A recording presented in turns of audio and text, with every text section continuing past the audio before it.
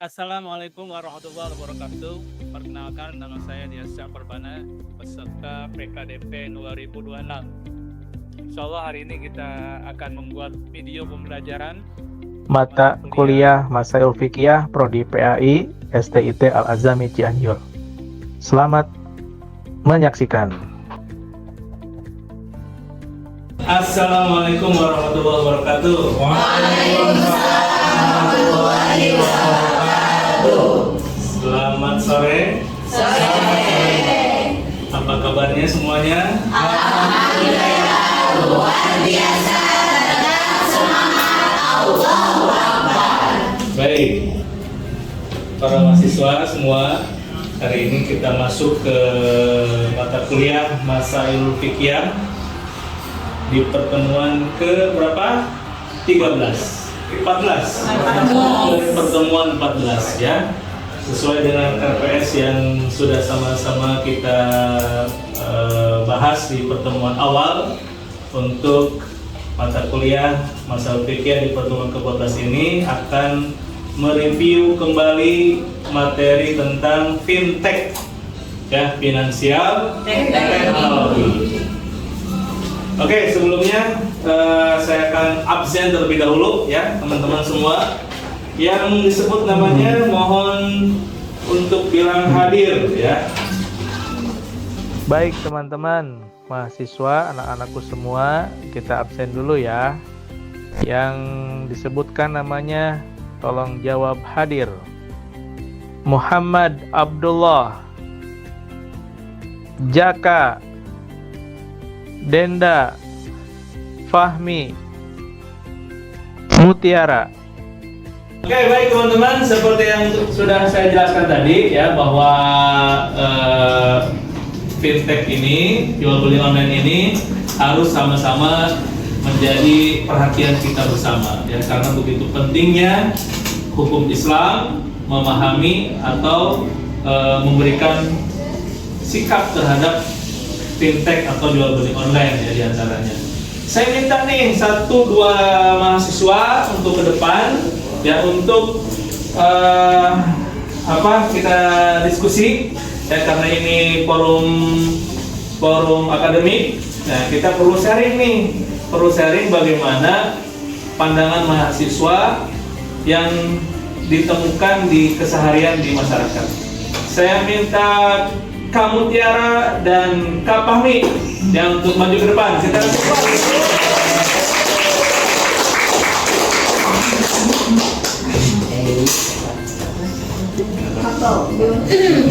sebelumnya mungkin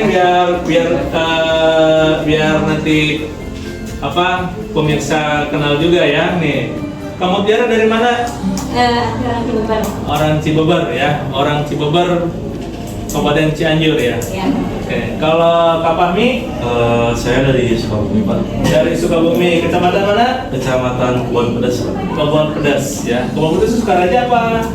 Maksudnya beda ya? Beda lagi, Pak. Oke, terima kasih ya. Nih saya mohon Kak Mutiara dan Kak Fahmi mungkin bercerita sedikit lah tentang jual beli online ini. Bagaimana seorang Fahmi yang hari ini mungkin sehari-hari berhadapan dengan realita jual beli online. Silakan Fahmi. Ya, jadi gini ya Pak, karena tadi sempat disinggung juga bahwasannya masyarakat di zaman sekarang itu sudah tidak bisa dilepaskan lagi dengan yang namanya teknologi gitu ya. Karena sudah masuk ke dalam fase society 5.0 yang mana masyarakat itu segala sesuatu dalam aspek kehidupannya selalu melibatkan teknologi gitu, atau AI. Ya, salah satunya dalam aspek jual beli, yang mana aspek jual beli itu sudah dalam Islam itu sudah diatur dalam fikih muamalah namanya. Dalam fikih muamalah tersebut itu ada rukun, tentunya kan ada rukun mengenai jual beli gitu kan, yang mana rukun jual beli di dalam fikih itu kan disampaikan ada 4 poinnya gitu kan. Yang pertama ada penjual atau bayi, yang kedua ada mushtari, pembeli, yang ketiga ada ma'qud alih atau objek jual belinya, barangnya, dan yang keempat ada zibat. Namun yang menjadi permasalahannya, problemnya ketika di zaman sekarang masyarakat itu mereka melakukan aktivitas jual beli melalui fitur online gitu kan. Itu banyak sekali dinamikanya, banyak sekali problemnya Karena berdasarkan rukun yang tadi disampaikan, ketika seseorang ingin melakukan aktivitas jual beli harus ada penjualnya, gitu kan. Sedangkan di dalam aktivitas jual beli melalui online itu tidak ada penjualnya, gitu kan. Tidak ada istilahnya barang yang secara fisik bisa dilihat, gitu kan. Cuman sekedar gambarnya, gitu kan. Nah, dalam hal tersebut saya pernah berdiskusi juga Pak dengan teman-teman mengenai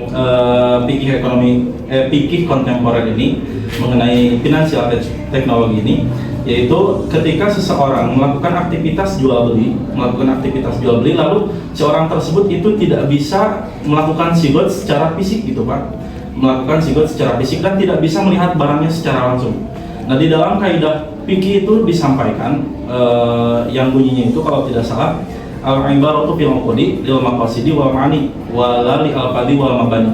Jadi patokan dalam jual beli itu ketika seseorang melakukan aktivitas jual beli, yang menjadi patokan utamanya itu tujuan pembeliannya dan maknanya, bukan pada lafadznya. Jadi ketika seseorang ingin melakukan aktivitas jual beli melalui fitur online, orang tersebut itu bisa mempertimbangkan barang-barang yang ingin dia beli melalui deskripsi yang ada di dalam fitur online tersebut. Contohnya misalkan dalam Shopee atau dalam Lazada dan lain sebagainya. Di sana ada ulasan-ulasan, deskripsi dari para konsumen yang telah membeli barang tersebut, gitu kan. Bahkan ada fitur ratingnya juga, gitu kan. Nah, di sana kita bisa mempertimbangkan mana barang yang layak untuk kita beli dan barang yang tidak layak untuk kita beli. Dan secara tidak langsung ketika kita mengkonfirmasi untuk membeli barang tersebut, itu adalah salah satu bentuk daripada melakukan sigot pembelian barang tersebut. Oke, terima kasih. Kasih aplaus. Ini barangkali dari teman-teman yang ada di sini mungkin ada pertanyaan yang akan disampaikan kepada Kak Fahmi. Ya, kira-kira tentang obrolan. Oke, Kak Nurul ya, Kak Nurul, mana Kak Nurul? Jadi gini ya, kalau dalam jual beli itu kan harus ada akad dalam jual beli. Kalau itu mah kayak syarat kalau nggak salah ya, untuk syarat jual beli itu transaksi. Nah, itu kan harus ada akad. Sedangkan kan kalau misalkan kita beli online, kita tidak ketemu langsung dengan si penjual, gitu ya, penjual dan pembeli. Nah, kalau misalkan akad online itu hukumnya bagaimana, apakah itu sah atau tidak, gitu kan. Sedangkan ketika kita misalkan membeli suatu barang nih, mau check out, misalkan ketika konfirmasi kan itu tidak langsung tidak terjadi akad secara langsung. Nah, itu bagaimana hukumnya, apakah tetap sah atau bagaimana? Oke. Terima kasih Teh Nurul atas pertanyaannya. Izin menjawab juga ya. Tadi sempat saya sampaikan juga ya Teh Nurul, bahwasanya di dalam kaidah fikih mengenai fikih ekonomi digital itu ada sebuah kaidah yang mengatakan al-ibaratu fil uqudi la li al-fadi, gitu kan. Tapi tujuan utamanya itu lil maqasidi wal ma'ani wa la li al-fadi wal mabani. Jadi ketika seseorang melakukan akad, melakukan istilahnya ingin pembelian barang, mengkonfirmasi melalui fitur online tersebut, akadnya itu bukan secara sigot secara fisik, gitu. Bisa juga secara tujuan kita melakukan pembelian tersebut. Contoh misalkan Teh Nurul itu ingin membeli skincare melalui Shopee misalkan.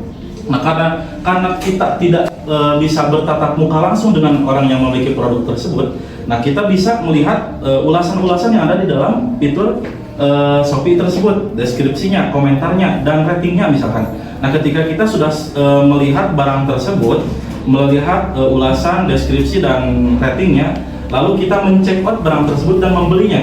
Nah, secara tidak langsung kita mengkonfirmasi bahwasanya kita sepakat untuk membeli barang tersebut, dan hal tersebut itu sudah termasuk ke dalam kaidah yang tadi disampaikan, gitu. Karena patokan dalam jual beli itu bukan pada tujuan utamanya, patokan itu lil maqasidi wal ma'ani, tujuannya, maksudnya bukan pada walali al-fadi wal mabani, bukan pada lafadznya, gitu. Jadi, Oke, cukup. Oh ya. Kang Fahmi, atur nuhun. Terima kasih. Kita kasih aplaus dulu.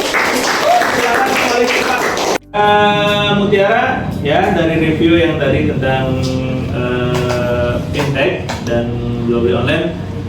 Saya ingin mencoba Kang Mutiara juga mereview kembali tentang paylater dan paylater dan pinjol. silakan kamu Tiara. Baik untuk teman-teman semuanya, dari pembahasan Bapak tadi kan ketika ada Shopee kayak pembayar itu tuh otomatis ada pembayarannya juga ya. Nah pembayarannya juga itu di sana tuh tidak hanya COD aja, tetapi ada pembayaran yang lain yang mana itu tuh jarang banget kita perhatikan gitu. Oh ini mudah nih buat dibayar, berarti kita menggunakan itu. Nah itu tuh tanpa kita pelajari terlebih dahulu. Contohnya seperti apa tadi Bapak SP Letter. Nah di situ tuh emang mudah buat kita, tapi di balik itu tuh menurut agama Islam tuh ada yang tidak membolehkan. Karena apa? Karena ada beberapa faktornya. Jadi kekurangan kita itu dalam segi pembelanjaan online itu kurang teliti lagi dalam pembayaran yang merujuk ke online tersebut. Jadi pembayaran online itu kurang kita pelajari apakah ini benar atau tidak, apakah ini bagus atau tidak. Yang penting ini kita mudah, kita pakai itu aja. Nah itu tuh sebenarnya harus ditelaah kembali gitu ya. Soalnya apa?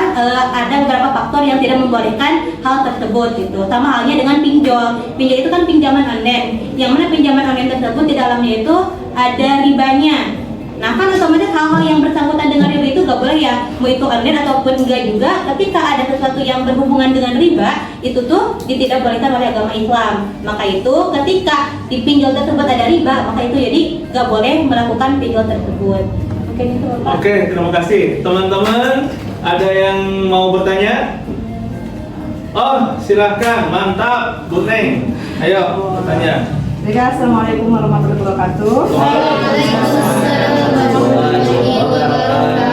Dari pembahasan yang telah Tiara tadi ceritakan, saya ingin bertanya tentang tadi kan membahas tentang bagaimana pembayaran online itu sendiri, terutama dalam pay letter gitu.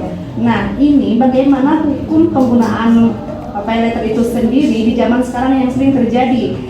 Misalkan barang ini sesuai dengan deskripsi, tapi ternyata ketika datang itu tidak sesuai, ada kerusakan atau seperti apa gitu. Itu boleh tidak? Atau boleh mungkin dikembalikan atau bagaimana gitu. Mungkin gitu. Baik, Umi Neng, perihal tentang pay letter itu hukumnya apa? Perihal tentang Hukumnya? Kalau hukumnya misalkan kalau boleh itu seperti apa, kalau tidak boleh itu seperti apa? Baik, kan tadi udah dijelaskan ya Umi. Iya. SP letter itu ada beberapa ulama yang membolehkan dan ada beberapa ulama juga yang tidak membolehkan karena penyebab, karena ada sebabnya.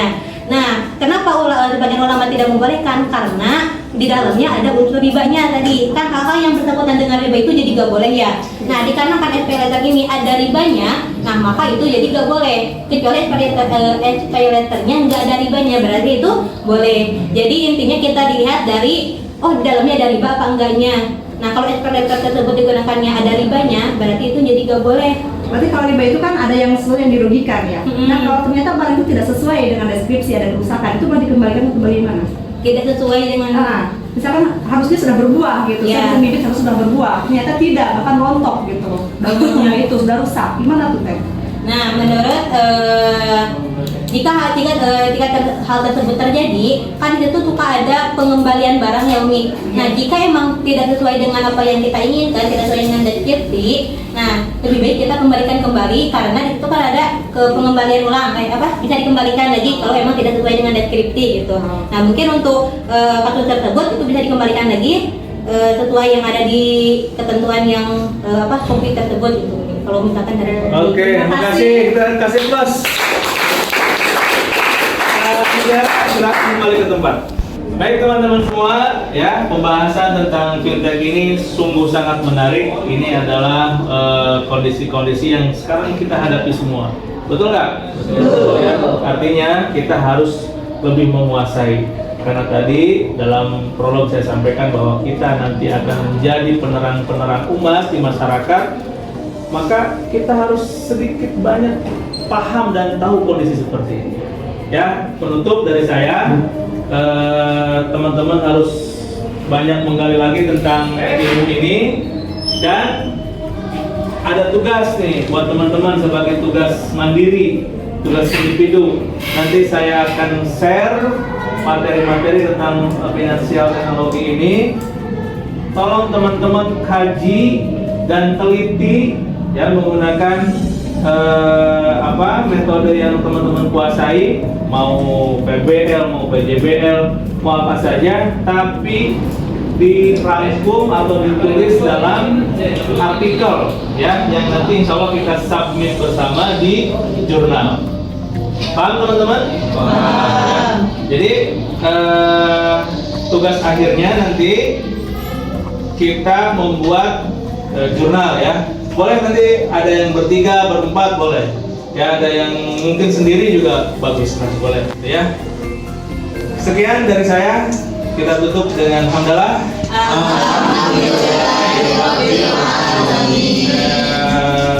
Terima kasih atas perhatiannya. Semoga teman-teman menjadi orang sukses, yang berguna di masyarakat, di agama, dan semua kita senantiasa disehatkan oleh Allah Subhanahu Wa Taala. Amin. Assalamualaikum warahmatullahi wabarakatuh.